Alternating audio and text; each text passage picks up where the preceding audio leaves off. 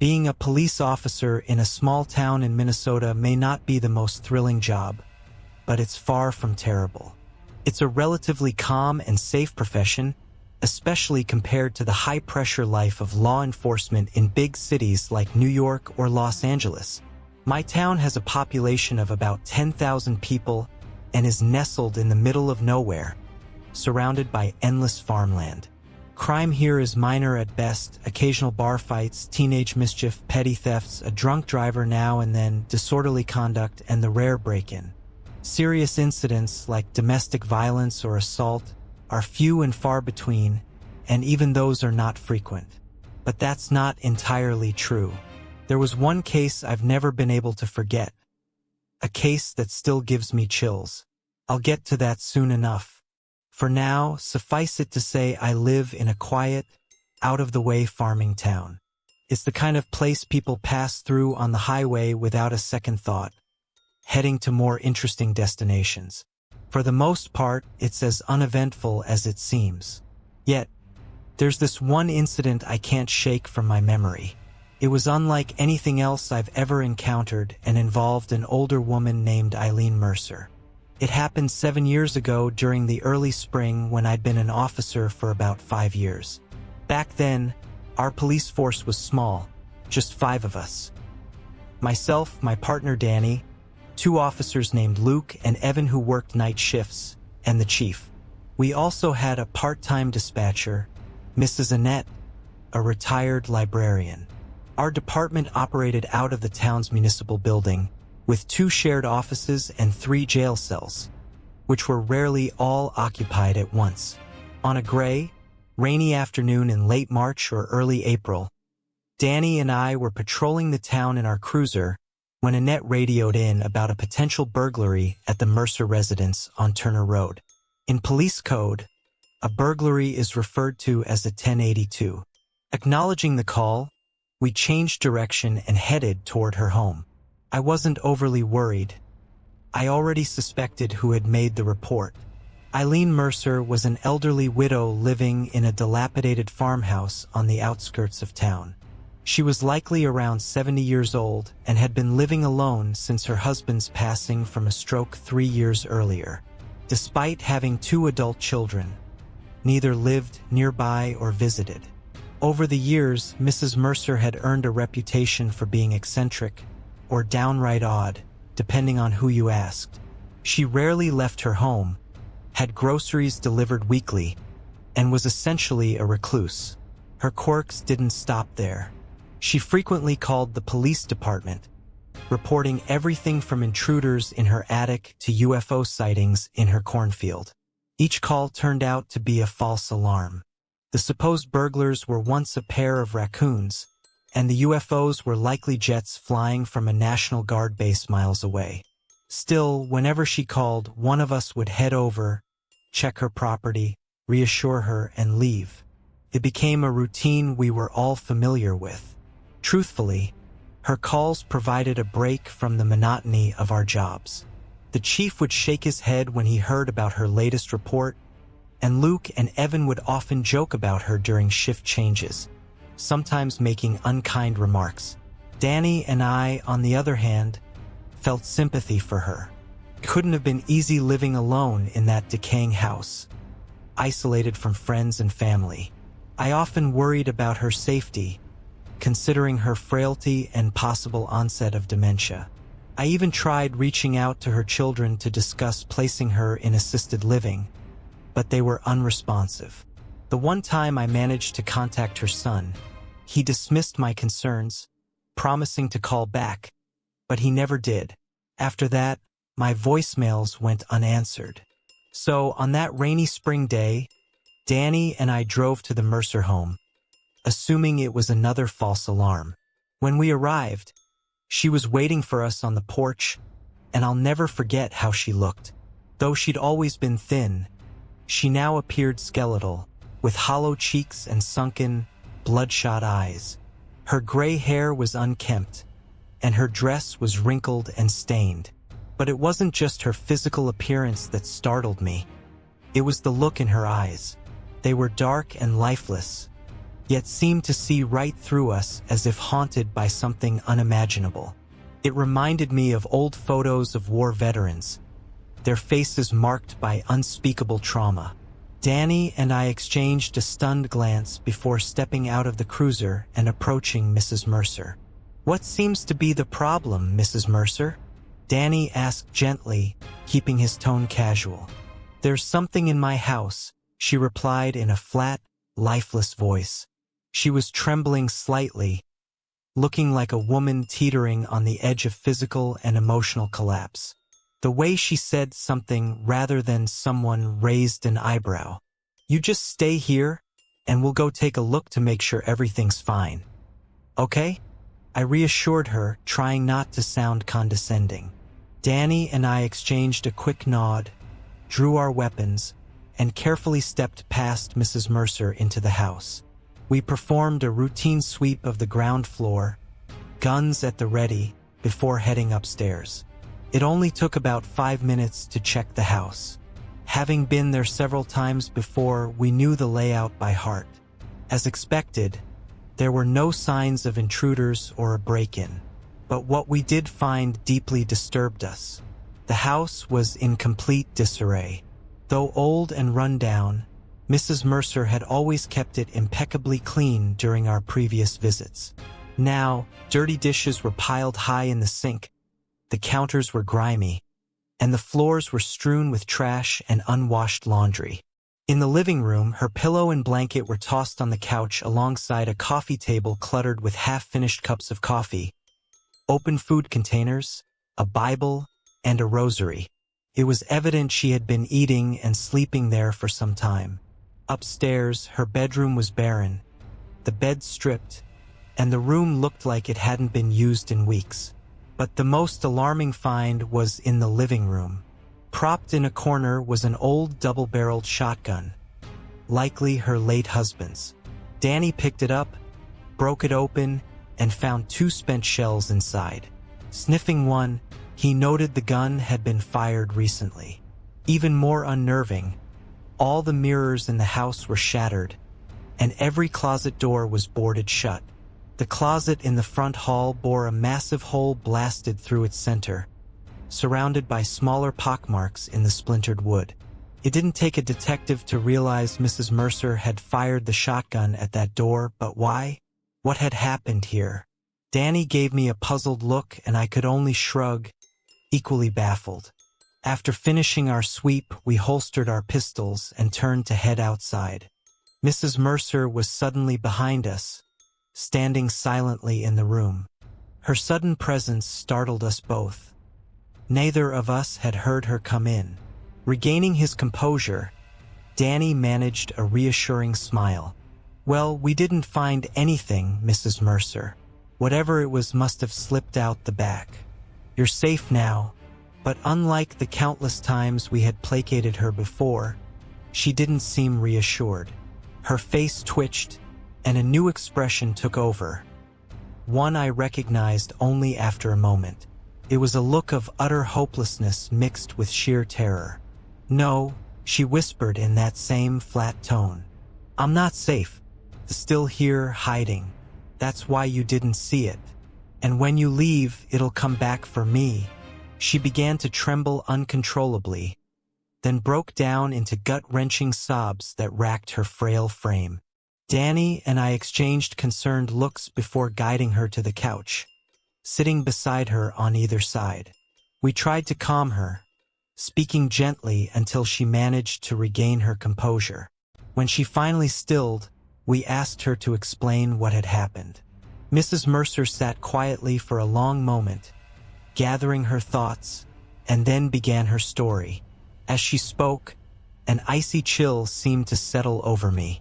Several times, I glanced at Danny, and his expression mirrored my own, a mix of disbelief and unease. "It started about a month ago," she began. "That's when I first heard the scratching at my closet door.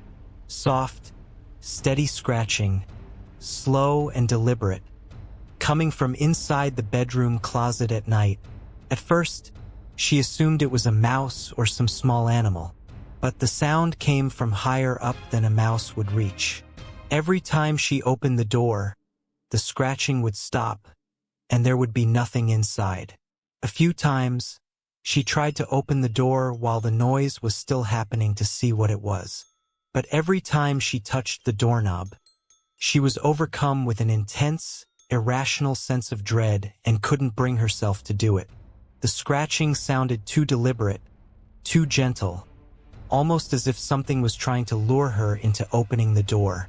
To be safe, she began locking the closet every night. Over the following days, the scratching grew louder and more frantic, like something trying to claw its way through the wood. One day, she opened the closet and found claw marks on the inside of the door. Marks that were 6 feet off the ground, as though made by fingernails. The real nightmare began about a week later. One night, she was woken by a voice calling softly to her from the locked closet. Bewildered, she froze, even more so when she realized she recognized the voice. It belonged to her late husband, Bill. Bill's voice pleaded with her to open the door, saying God had sent him to take her to heaven so they could be together, young and happy, forever. At this point, Danny's wide eyes met mine across the couch. "And then what happened?" I prompted gently. "I thought I was dreaming," she continued. "I told myself it had to be a dream. Bill's been gone 3 years. Since it was just a dream, I figured it couldn't hurt to do what he was asking. So, I got out of bed and walked to the closet. I reached for the lock, but then I stopped. Something didn't feel right. It was Bill's voice, and it sounded normal, but at the same time, it didn't. There was something off about the way he spoke, like a stranger was mimicking his voice to deceive me into opening the closet door. Probably doesn't make much sense. Truthfully, none of what Mrs. Mercer was telling us made much sense, but we encouraged her to keep going. Bill, or whatever had been using his voice, kept pleading with her to unlock the closet. When she refused, the voice changed, growing harsh and hostile. It began hurling profanity and obscene threats at her, things her late husband never would have said while alive. Then, it started pounding violently on the closet door. The voice continued to shift, becoming deeper and more distorted until it no longer sounded human. Terrified, Mrs. Mercer fled her bedroom and spent the rest of the night downstairs on the couch. Eventually, the pounding and shouting stopped. At this point, Danny interrupted politely. "Mrs. Mercer, why didn't you call us when this happened?" She paused, her expression turning bitter. A faint, wry smile tugged at her lips. "I thought you'd think I was just imagining things. I know people in town think I'm a crazy old lady, and I've had you all out here so many times before for things that turned out to be nothing. I figured it was all in my head and didn't want to bother you." From there, things escalated quickly. The pounding and threats continued every night, and she became too afraid to sleep in her bedroom, staying instead on the living room couch. Then, one night, the pounding began on all the closet doors in the house, as if multiple people were trying to break out simultaneously. But it was the same voice in every closet, the same terrible voice. In desperation, she nailed all the closet doors shut, hoping to trap whatever was inside. 2 weeks ago, things took an even darker turn. Mrs. Mercer had been in the bathroom, washing her hands at the sink, when she glanced up into the mirror. Here, she hesitated, her voice trembling. "What did you see?" Danny asked. "I saw it," she whispered, her voice barely audible. "I saw its face instead of my own. It was wearing a black hooded robe, and its face was a grinning skull, a skull with horns. Its eyes, they were red, like the eyes of the devil himself. And it wasn't standing behind me in the mirror. It was inside the mirror itself." A shiver ran down my spine as she continued. "It reached out of the mirror. It didn't have hands, only claws, and it tried to grab me." Panicked, She had thrown a bottle of lotion at the mirror, shattering the glass. To be safe, she had done the same to every mirror in the house. "How could you stay in this house with all this happening?" I asked her. She shrugged sadly. "I have nowhere else to go, and no one will take me in. The nights were awful, but it was always better during the day. At least then I could sleep. It always stopped by morning. Then, her voice grew quieter. Until 3 days ago. That's when it started happening all the time, day and night. I wasn't safe anymore, no matter the time. It all came to a head earlier today. The pounding became more violent, rattling the closet doors in their frames. Even with the boards nailed over them, Mrs. Mercer knew it was only a matter of time before the thing broke through. In desperation, she turned to prayer, reading passages from the Bible. But the entity only laughed mockingly in response. Finally, she retrieved Bill's shotgun and fired through the closet door. For a moment there was silence. She had started to believe it was over when she saw those burning red eyes staring at her through the hole the shotgun had made. Then it chuckled and spoke one word. "What word?" I asked. "Tonight," she whispered, trembling. Lowering her head into her hands, she began to sob again. Danny and I sat in silence for a long while, trying to process what we had just heard. We exchanged troubled glances. Neither of us believed her story, but it was clear she was deeply disturbed. Whether it was a nervous breakdown, old age affecting her mind, or something else entirely, one thing was certain. She couldn't stay in that house alone anymore. It wasn't safe for her, physically or mentally. For all we knew, her delusions could have been caused by something as mundane as toxic mold growing in the house. Stepping outside, Danny and I agreed that she needed help.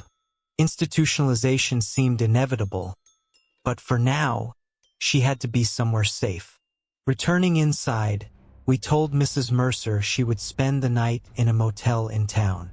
Danny even suggested we'd find a priest the next day to perform an exorcism and rid her home of whatever evil spirit was tormenting her.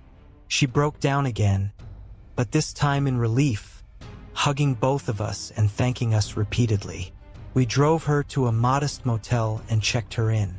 Even within that short time, her demeanor improved noticeably. She smiled and said she couldn't wait to get a good night's sleep without the constant fear of what was in the house.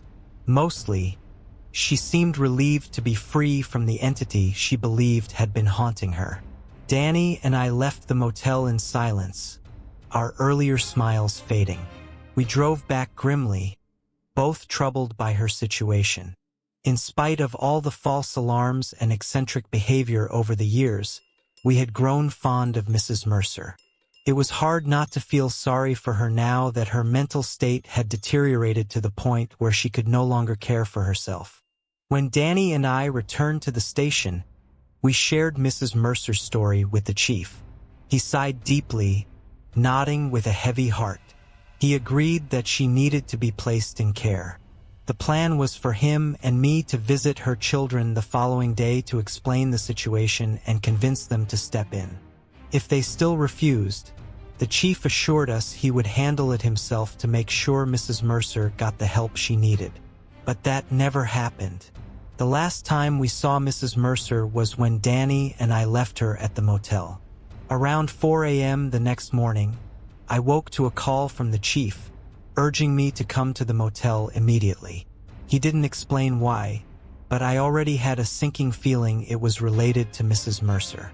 A sense of dread washed over me as I dressed, fearing the worst, that she might have taken her own life.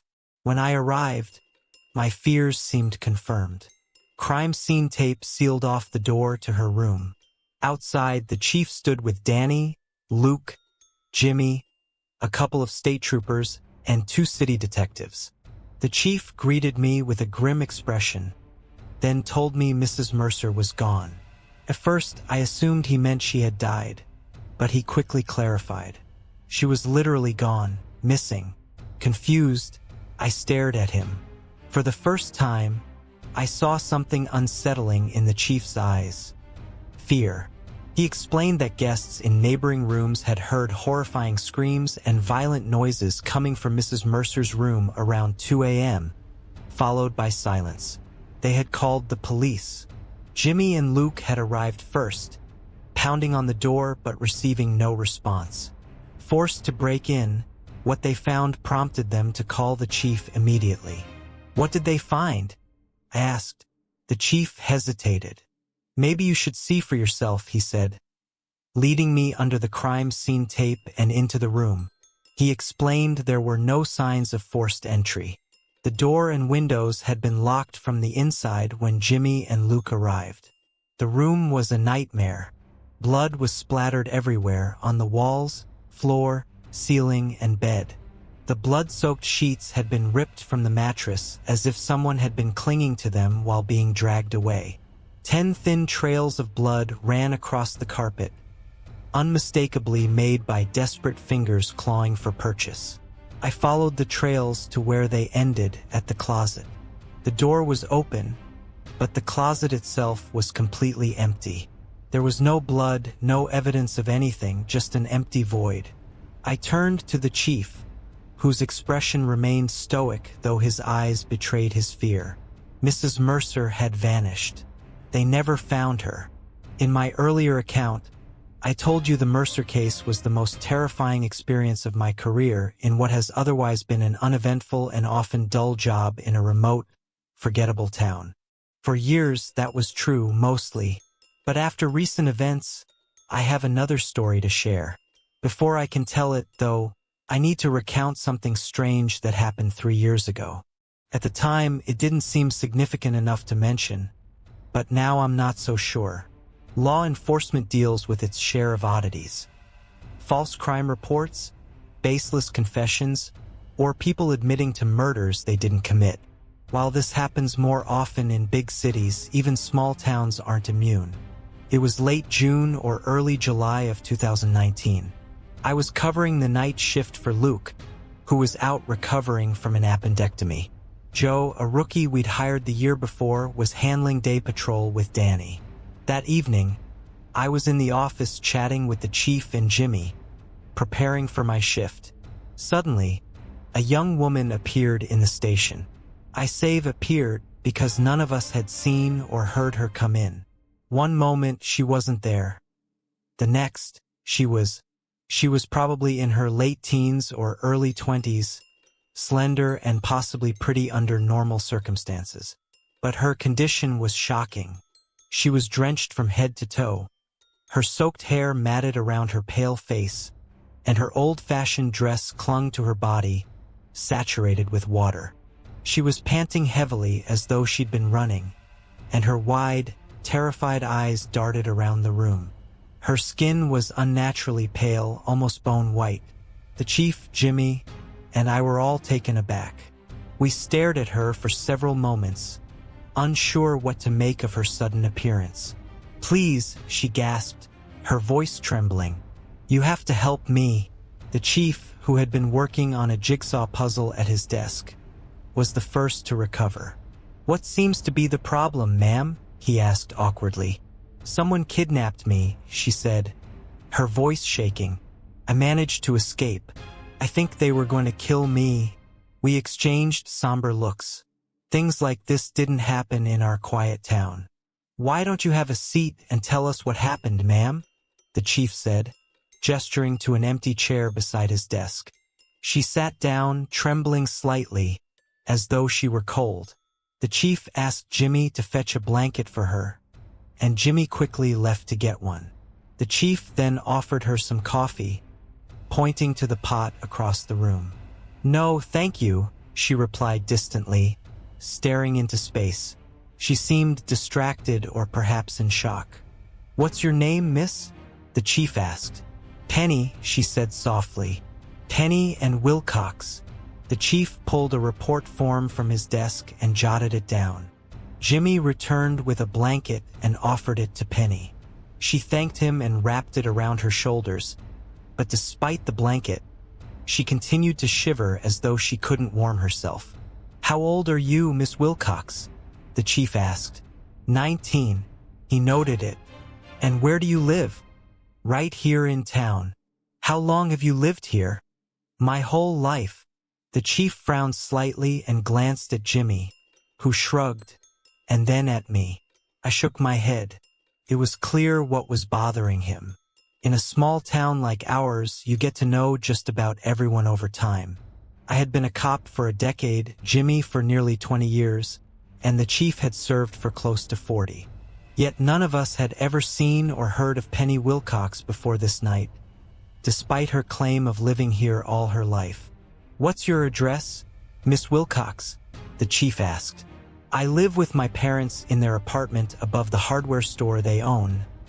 Wilcox Hardware on Main Street. That was when I knew something was seriously off. There was no Wilcox Hardware on Main Street. In fact, I'd never heard of anyone named Wilcox living in the area. The chief's expression grew more curious, but he continued professionally, not missing a beat. Now, Miss Wilcox. You can call me Penny, she interrupted softly, still staring vacantly into the distance. Penny, why don't you tell us exactly what happened tonight? She began her story, and it only grew stranger with every detail. I was coming home from the movies. My friends and I had gone to see the new Martin and Lewis comedy at the Mayan. Jimmy raised a hand, interrupting her. Wait, did you say the Mayan? Yes, she replied, to see Martin and Lewis. Martin and who? You know, Dean Martin and Jerry Lewis. They're new film partners. It just came out last week. Jimmy exchanged a bewildered glance with me, mouthing, what the hell is going on? Penny continued, oblivious. Anyway, after the movie, I was walking home to my parents' apartment, and I stopped at Beckman's drugstore for a chocolate malt. Beckman's drugstore. The name stirred something in the back of my mind. After a moment, I remembered. Beckman's had been a local pharmacy when I was a kid. It was the kind of family-owned store with an old-fashioned soda fountain straight out of the 1950s. The business had closed in the late 90s when Clyde Beckman passed away. His kids sold the property, and now a CVS stood in its place. A chill ran down my spine. I was heading into the store when a man approached me outside, she continued. He was older, maybe in his late 40s, with silver hair. He was dressed like a priest and had a crutch under one arm. He asked for my help. He said his wallet had fallen under the seat of his car, and he couldn't reach it. He was very polite and seemed harmless, so I felt sorry for him because of the crutch. I followed him to his car. What kind of car was it, Penny? The chief interjected. She thought for a moment. I think it was a Buick. Yes, a dark Buick. It was a couple of years old. Maybe a 53 or 54, a Buick from 1953 or 1954 that she claimed was just a few years old. What in the world was going on? Was she on something? Was she pulling a bizarre prank? I scrutinized her face for any signs of deception, but she looked genuinely frightened by whatever ordeal she had endured. Did you see the license plate, Penny? The chief asked. I only caught a glimpse as we were moving around the car, Penny replied. I didn't see the numbers, but I noticed it was an out-of-state plate. I think it said Oklahoma. Then what happened, Penny? The chief asked gently. I knelt and started feeling under the driver's seat for his wallet, and then she trailed off, taking a deep, shaky breath before exhaling sharply, as if trying to summon the strength to relive the memory. Something hit me on the head hard. It was him, the man dressed like a priest. He hit me from behind, probably with the crutch he was carrying. Then he hit me again. I was stunned. I might have even blacked out for a moment. When I came to, he was dragging me around to the back of his car. I tried to fight him, but he slapped me and told me to shut up, or he'd kill me. He called me a... She hesitated, her voice faltering. I'd rather not repeat what he said. She swallowed hard before continuing. He opened the trunk, shoved me inside, and slammed it shut. I was screaming and pounding on the trunk, but he'd already gotten back in the car and started driving. I kept crying and begging him not to hurt me. I told him I just wanted to see my parents again, but he ignored me and kept driving. I don't know how long we went. It felt like forever, maybe an hour. Then something happened. The car swerved, and I heard him shout. The tires screeched, and we went off the road. The next thing I knew, cold water started pouring into the trunk. We must have crashed into a lake or pond. I panicked, pounding and clawing at the trunk, trying to get out. Then, everything went black. The next thing I remember, I was splashing at the surface of the water. I don't know how I escaped, but I swam to shore, climbed up to the road, and started walking back into town. Penny finished her story, her head lowering as she shivered uncontrollably. The room fell silent as we struggled to process what she'd just told us. I glanced at Jimmy, then at the chief. The chief returned my look, his face deeply troubled. "May I use the telephone?" Penny asked, her voice soft and hesitant. "I want to call my parents to let them know I'm okay." "Of course, Penny," the chief replied. "Just give us a minute. We'll put out a description of this guy on the radio and issue an APB so we can catch him." Standing up, he motioned for Jimmy and me to follow him out of the office. Once the door was shut, Jimmy turned to the chief, his voice low and tense. "What the hell is she talking about, Chief? That Mayan theater closed decades ago.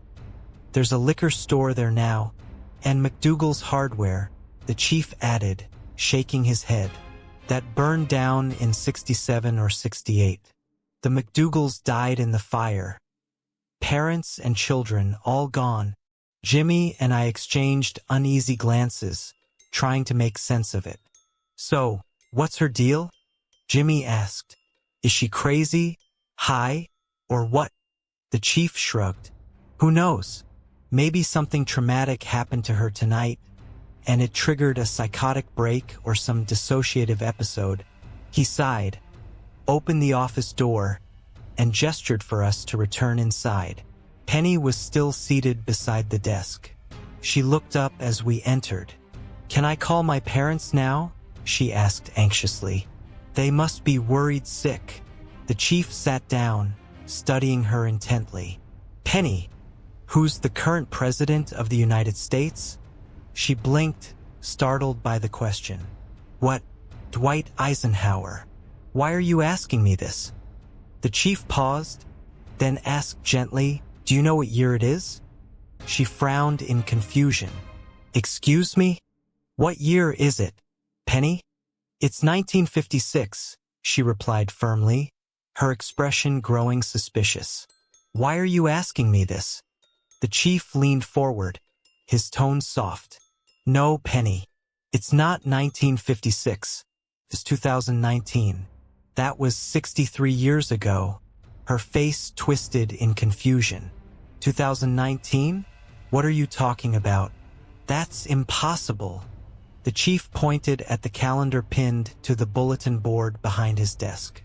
"Look at the calendar, Penny." She stood slowly, her eyes narrowing in suspicion, and approached the bulletin board. Staring at the calendar for several moments, she suddenly stepped back, her eyes widening in disbelief. "No, this is some trick. It has to be." The chief pointed at his computer on the desk. "Penny, have you ever seen one of these before?" But she ignored him, her attention now focused on a large map of the United States on the opposite wall. She stepped up to it, studying it intently. "Hawaii and Alaska," she muttered under her breath. Turning abruptly, she walked to the window and peered outside at the parking lot. Her voice rose, trembling with panic. "The cars. What's wrong with the cars? Why do they look so different?" We stood near the chief's desk, watching Penny, unsure of how to react. She turned toward us, her body trembling, before collapsing to her knees. Clutching her stomach, she gasped for breath, her voice strained. "I think I'm gonna be sick. Please show me the ladies' room. I'm gonna be sick." Jimmy glanced at the chief, who nodded grimly. Jimmy moved quickly, helping Penny to her feet and escorting her out of the office. Before they disappeared through the door, the chief silently said, "Keep an eye on her." Jimmy nodded before guiding her out of sight. An awkward silence settled over the room. The chief sat at his desk, absently fiddling with a piece from his jigsaw puzzle, while I stood nearby, still trying to process everything that had just happened. From the moment Penny had entered the station to her sudden departure to the restroom, the entire bizarre encounter had lasted no more than 20 minutes. I finally broke the silence, forcing out a nervous laugh. "Weird night, huh?" The chief grunted in response, clearly preoccupied with something. So I ventured, "Who should we call? The state cops or the hospital?" He didn't answer, still staring straight ahead, lost in thought. "What's on your mind, Chief?" Pressed. He looked at me, his face troubled. "Something just hit me a couple of minutes ago, right when Jimmy was taking her out. 1956 was 2 years before I was born, but McDougal's hardware store was still around until I was about 9. My parents used to shop there. I remember overhearing them talk about the McDougals once. They had a daughter who disappeared under mysterious circumstances." I gave him a skeptical look. "Come on, Chief. You're not saying you actually believe all this, are you?" The chief met my eyes, his expression serious. "It wouldn't be the first time something strange has happened in this town." I didn't respond, but I knew exactly what he was referring to. Unbidden, my mind conjured up images I didn't want to recall. A blood-spattered motel room, torn sheets, bloody claw marks on a carpet trailing off and ending at an empty closet. The memory made me shudder. Suddenly, Jimmy's voice echoed from down the hall, calling for us to come quickly. "What now?" I muttered as the chief, and I hurried out of the office. Jimmy was standing just outside the women's restroom, visibly shaken. "She's gone," he said as we approached. "What do you mean she's gone?" the chief demanded. "See for yourself," Jimmy replied, pushing open the restroom door. Inside, all 3 stalls were wide open, completely vacant. The chief turned to Jimmy, his tone sharp. "Where the hell did she go? I thought you were watching her." "I was," Jimmy insisted, his voice trembling. "I was standing right here the whole time. I swear." He muttered something under his breath, and I asked him to repeat it. He looked at me, his expression one of pure fear, the most frightened I had ever seen him. I said she was cold. When I helped her up to go to the restroom, my hand brushed her arm. It was so cold. It felt like touching a corpse. The chief glanced at me, his expression grim. I could feel the fear creeping into my chest. This situation was too eerily similar to what had happened back in 14. The chief and I stepped into the restroom to take a closer look. There wasn't much to see. Just 3 empty stalls and a sink. A small window was situated directly above the sink. I walked over, fully expecting to find it locked. But to my surprise, the latch was unfastened. I felt an odd sense of relief at that small detail. A logical explanation hadn't been ruled out entirely. Because otherwise, "Chief," I said, gesturing toward the window. "It's unlocked. Outside." "Now," he ordered. Jimmy and I hurried after the chief down the hallway to the main entrance of the municipal building.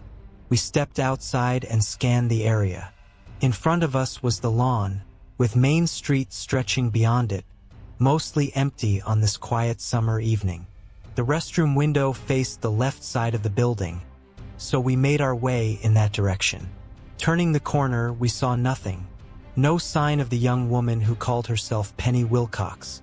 I looked up at the window, which was about 10 feet off the ground. While small, someone with Penny's slight frame could squeeze through. It seemed plausible that she could have escaped through the window, dropped to the ground below, and disappeared into the night. However, the lawn had been freshly mowed, and the dry ground didn't leave any footprints to indicate which way she might have gone. We stared at the window in silence for a while. Finally, the chief let out a dry, slightly nervous chuckle. "She must have closed it behind her before she jumped. I guess she was nuts," Jimmy said. "Guess so," the chief replied. "Or lying, or high, or who knows." But despite his words, the troubled look in his eyes lingered. I could tell he was trying to rationalize what had happened, just as I was. "Let's head back inside," the chief said, and we followed him back into the building. It was easier to believe we'd encountered a deeply disturbed woman or someone seeking attention than to entertain the alternative, that we had spoken with a ghost. The chief did file a report with the state police, and they issued an alert for Penny Wilcox. But nothing ever came of it. She was never seen or heard from again. Out of curiosity, or so I told myself, I started researching her case during my free time. I searched online archives, old newspapers, and town records. Sure enough, there really had been a 19-year-old named Penny Wilcox, the daughter of Wilbur and Harriet Wilcox, owners of Wilcox Hardware. And she really had vanished on a summer night in August 1956, never to be found. Still, for all I knew, the woman we'd met could have been someone who knew the story and had woven its details into a delusion. There were no photographs of Penny Wilcox in the archives. I looked but found nothing in the papers. I even tried tracking down surviving relatives, but after more than 60 years, I came up empty-handed. Presumably, any family photographs had been destroyed in the fire that killed her parents. Eventually, I forced myself to move on. I was a police officer, and there were always more pressing matters to attend to. Over time, the strange encounter with Penny Wilcox faded from my mind. But last week, as I was starting my shift, the chief called me into his office. His face was pale, his expression grave. Without a word, he pointed to a newspaper on his desk. I picked it up and read the headline, "Lake Yields Dark Secret After 66 Years." The article detailed how, in a nearby town, a man testing his new fish-locating sonar in a lake had stumbled upon an old car submerged 20 feet below the surface. He contacted the authorities, who retrieved the rusted wreck, a 1953 Buick. Inside the car, in the driver's seat, they found skeletal remains belonging to a man. The Buick bore an Oklahoma license plate, and when the registration was traced, it matched a vehicle tied to an FBI case from the mid-1950s. The owner of the car had been a drifter and convicted felon suspected of being a spree killer. The FBI believed he had abducted and murdered up to 10 young women across 6 states. According to the article, his last known victim had escaped. She reported that a man dressed as a priest had tried to lure her into his car before attacking her. That incident occurred in Iowa, just 1 state away from Minnesota. Afterward, the man vanished, leaving the FBI with no leads. The article ended with a grim revelation. During a closer inspection of the Buick, authorities made another discovery. A second skeleton, a skeleton belonging to a young woman, was found in the trunk.